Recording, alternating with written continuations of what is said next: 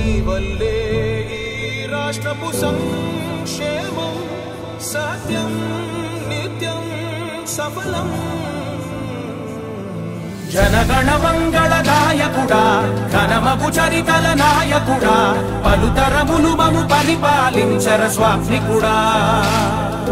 నవయుగ మేధో సైనికుడా సమయము తెలియని సేవకుడా యువ నవ్యాంధ్రకు ప్రగతిని చూపర సాధకుడా వైతాళికుడా